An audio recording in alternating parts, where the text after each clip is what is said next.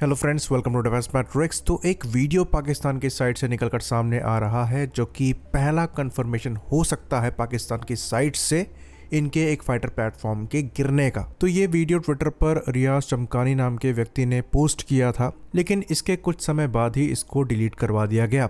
लेकिन अच्छी बात ये रही कि हमारी साइड से कुछ लोगों ने इसे डाउनलोड कर लिया। तो इंडियन एयरफोर्स ने ऑफिशियली कोई भी नंबर्स यहाँ पर कोट नहीं किए हैं कि कितने पाकिस्तान के एयरक्राफ्ट इंडियन एयरफोर्स ने शूट डाउन किए हैं, लेकिन अनऑफिशियली मीडिया चैनल से ये बात निकलकर सामने आई थी कि इनके मल्टीपल F-16s और JF-17s शूट डाउन हुए थे। बाकी इनके कुछ मिराज भी शूट डाउन हुए हैं। बाकी एवैक्स का तो हम सब जानते ही हैं, एक हवा में 315 किलोमीटर के डिस्टेंस पर शूट डाउन हुआ है। बाकी ग्राउंड में भोलारी एयरबेस में इनका एक एवैक्स डिस्ट्रॉय हुआ था। तो एयरबेस वाले एवैक्स का तो सबूत मिल गया था, इनके एयर मार्शल ने खुद ही एडमिट कर लिया था। बाकी जो इनके C-130 हरकुलिस एयरक्राफ्ट जले हैं उसका भी वीडियो अवेलेबल है, लेकिन हवा में जो इनके फाइटर प्लेटफॉर्म शूट हुए हैं उनका कोई सबूत नहीं मिल रहा था। इवन हमारी साइड से भी कई लोग क्वेश्चन कर रहे थे कि आप यहाँ पर नंबर्स कोट कर दे रहे हैं, पर कोई भी सबूत निकलकर सामने नहीं आ रहा है। होपफुली इस वीडियो के थ्रू उनका ये इशू एड्रेस हुआ हो। तो पहले आप ये वीडियो देखिए, उसके बाद हम एक्सप्लेन करते हैं कि यहाँ पर मोस्ट लाइकली क्या हुआ है।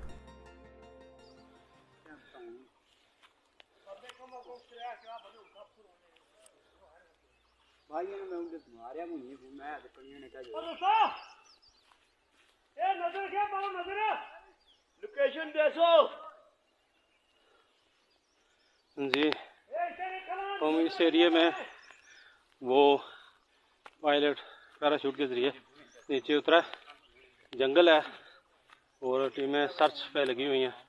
इंशाल्लाह जल्द उसको जो है ना पकड़ लिया जाएगा। ये जो विम्बर राफेल तैयारा गिराया गया उसका पायलट सेकंड पायलट 2 यहाँ पे आया ये जंगल में। ये अल्हम्दुलिल्लाह नौजवानों की टीम है और ये ऊपर ऐसे ही पूरे जंगल में फैले हुए हैं। तो इंशाल्लाह दुआ कीजिएगा अल्लाह ताला अपने हबीब के इस मिशन में कामयाब करे और उसको जो मरदूद शैतान मकार दुश्मन है उसका एक पायलट हमारे अगर हाथ लग जाता है तो अल्हम्दुलिल्लाह वो ज़रूर इंशाल्लाह हम इसमें कामयाब होंगे। तो ये वीडियो भिम्बर का है जो कि अभी पाकिस्तानी ऑक्यूपाइड कश्मीर में आता है। यहाँ पर आप इस आदमी को सुन सकते हैं जो कि क्लियरली बोल रहा है कि एक फाइटर प्लेटफॉर्म गिरा है जिसमें 2 पायलट पैराशूट के थ्रू नीचे आए हैं। तो ये चीज़ कंफर्म हो जाती है कि ये कोई ड्रोन नहीं है।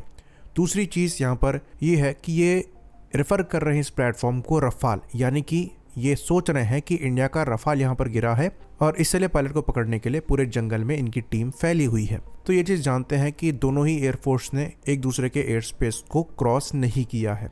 तो क्योंकि ये पाकिस्तान में गिरा है तो ये पाकिस्तान का ही फाइटर प्लेटफॉर्म है और यहाँ पर 2 पायलट की बात हो रही है, तो मोस्ट लाइकली ये ट्विन सीट प्लेटफॉर्म है। वीडियो में दिन दिखाई दे रहा है तो ये 7 मई की तो बात नहीं है, हो सकता है 9 या 10 की हो सकता है ये तब की बात हो जब पाकिस्तान ने अपना ऑपरेशन बुनियान अल मरसूस चालू किया था, जिसके अंतर्गत रिटेलिएशन में इनके द्वारा हैवी अटैक करने की कोशिश करी गई थी और इस रिटेलिएशन के दौरान इन्होंने मल्टीपल प्लेटफॉर्म अपने लूज किए थे। तो ये मोस्ट लाइकली पाकिस्तान एयरफोर्स का F-16 हो सकता है। बाकी इस वीडियो को डिलीट कराने का मतलब ये भी है कि ये चीज़ दबाने की कोशिश करी जा रही है। तो ये दोबारा से 2019 के इंसिडेंट की यादें ताज़ा करता है जहां पर DGPR द्वारा क्लेम किया गया था कि एक दूसरा बंदा भी पकड़ा गया है जिसको हॉस्पिटल में एडमिट कराया गया है। बाद में उस चीज़ से बैक ट्रैक कर लिया गया था। उस समय भी सवाल उठे थे कि अगर कोई दूसरा बंदा था ही नहीं तो पकड़ा कौन गया और हॉस्पिटल में कौन एडमिट हुआ, क्योंकि इतना डिटेल में अगर आपको पता है तो ये मिस इन्फॉर्मेशन नहीं हो सकती।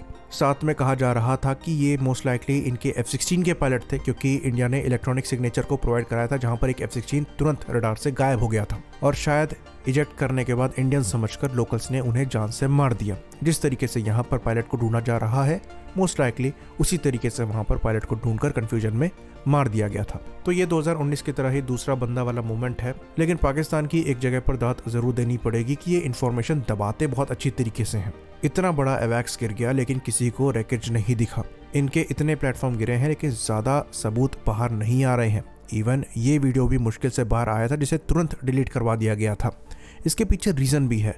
पाकिस्तान में जो उनकी ISI है ये ग्राउंड लेवल पर बहुत ज़्यादा मजबूत है। आप इसी से अंदाज़ा लगा लीजिए कि जो पायलट गिरा है उसको ढूंढने के लिए सिविलियंस लगे पड़े हैं और ये आर्मी के साथ मिलकर काम करते हैं। तो यहाँ पर जैसे कि हम जानते हैं पाकिस्तानी आर्मी जो है ये एक रिलीजियस फोर्स है जो कि डायरेक्टली कॉन्टैक्ट में रहती है अलग अलग मदरसों के मौलानाओं से। तो जब इस तरीके के ऑपरेशन चलते हैं तो मदरसों में और मस्जिदों में इस तरीके के मैसेजेस पहुंचा दिए जाते हैं कि इनको क्या करना है, कैसे एक्ट करना है, कैसे आर्मी के साथ मिलकर काम करना है। और इसलिए आपको खासकर बॉर्डर रीजन्स में ज़्यादा कंट्रोल मिलेगा इनकी आर्मी का, और जो सिविलियंस हैं वो इनकी आर्मी के साथ मिलकर चीज़ों को छुपाने का भी काम करते हैं। तो पाकिस्तानी आर्मी बाय हुक और क्रुक ये काम कर सकती है, पर इंडिया द्वारा नहीं किया जा सकता। हमारे यहाँ सिविलियंस से पुलिस ही डील करती है और इसलिए हमारे यहाँ वीडियोस लीक हो रहे हैं, फोटोज़ लीक हो रही हैं, क्योंकि सिविलियंस बिना कुछ सोचे समझे चीज़ें सोशल मीडिया पर डाल रहे हैं। लेकिन पाकिस्तान में प्रॉपर कंट्रोल है और इसलिए जब पूछा जाता है कि पाकिस्तान से कोई भी वीडियो या फिर फोटोज़ क्यों नहीं आ रही, वो इसलिए नहीं आ रही है। और ये वीडियो प्रूव करता है कि सिविलियंस के साथ पाकिस्तानी मिलिट्री का कितना अच्छा कोऑर्डिनेशन है, साथ में मिलकर ये सर्च कर रहे हैं। तो पाकिस्तान द्वारा इस कॉन्फ्लिक्ट में क्लेम किया गया कि करीबन उन्होंने 6 इंडियन प्लेटफॉर्म्स को शूट किया है, फाइटर प्लेटफॉर्म को, जिसमें से वो 3 रफाल क्लेम करते हैं, लेकिन सबूत जो हैं वो इनके फेवर में नहीं है। हाँ, कुछ प्लेटफॉर्म शूट डाउन हुए हैं, ये हमने ऑफिशियली एक्सेप्ट किया है, पर ये 6 या 7 तो बिल्कुल नहीं है। बाकी बात रही रफाल की, तो एक रफाल का है जिसका एविडेंस भी है और ये चीज़ मल्टीपल एक्सपर्ट्स ने भी वेरीफाई करी है। इवन डसॉ एविएशन के चीफ ने भी ये चीज़ कंफर्म करी है कि पाकिस्तान का क्लेम फॉल्स है। वहीं पर इंडिया का जो क्लेम है ये ऑफिशियल नहीं है, मीडिया ने क्लेम किया है। करीबन 9 एयरक्राफ्ट को लेकर मीडिया क्लेम कर रही है, जिसमें से 6 फाइटर प्लेटफॉर्म है, बाकी 3 जो है ये इनके हाई वैल्यू एसेट हैं, जिसमें 2 एवैक्स हैं और एक C-130 हरक्यूलिस ट्रांसपोर्ट प्लेटफॉर्म है। बाकी 6 फाइटर प्लेटफॉर्म में इनके मल्टीपल F-16s हैं, JF-17s हैं और मिराज 3 या 5 है। खैर, एक फाइटर प्लेटफॉर्म का सबूत तो यहाँ पर दिखाई दे रहा है और 2 पैराशूट की बात हो रही है, तो ये ट्विन सीट प्लेटफॉर्म हो सकता है। तो 2 पैराशूट का मतलब क्या 2 फाइटर प्लेटफॉर्म भी हो सकता है? इसका जवाब है हाँ, लेकिन इतना क्लोज प्रॉक्सिमिटी में 2 प्लेटफॉर्म यूजुअली फ्लाई नहीं करते हैं।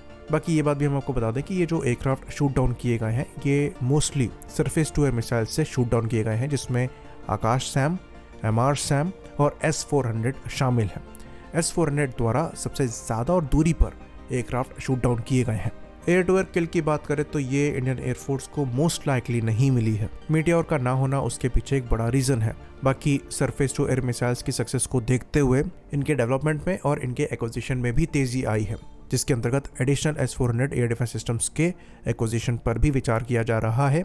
इवन S-500 को प्रिक्योर करने पर भी विचार चल रहा है। तो ये चीज़ पाकिस्तान को भी समझ में आ गई कि अगर इंडियन मिलिट्री पाकिस्तानी मिलिट्री को इंगेज करने पर आ जाती है तो पाकिस्तानी मिलिट्री के पास मार खाने के सिवाय और कोई चारा नहीं होता है, क्योंकि हमारा ऑफेंसिव और डिफेंसिव दोनों पोस्चर काफ़ी स्ट्रॉन्ग है। हम स्टैंड ऑफ रेंजेस से पाकिस्तान के एयर बेसेस को पिन पॉइंट एक्यूरेसी से हिट कर सकते हैं। साथ में हमारे एयर डिफेंस सिस्टम्स उनके एयरक्राफ्ट को उन्हीं के एयर स्पेस में शूट करने की कैपेबिलिटी रखते हैं, और शायद इसलिए पाकिस्तान का बुनियान अल मरसूस शुरू होने से पहले ही ख़त्म हो गया। आई होप इन्फॉर्मेशन यहाँ पर क्लियर रही हो। इसी बात पर इस वीडियो को हम ख़त्म करेंगे। लाइक करिए, सब्सक्राइब करिए। जय हिंद।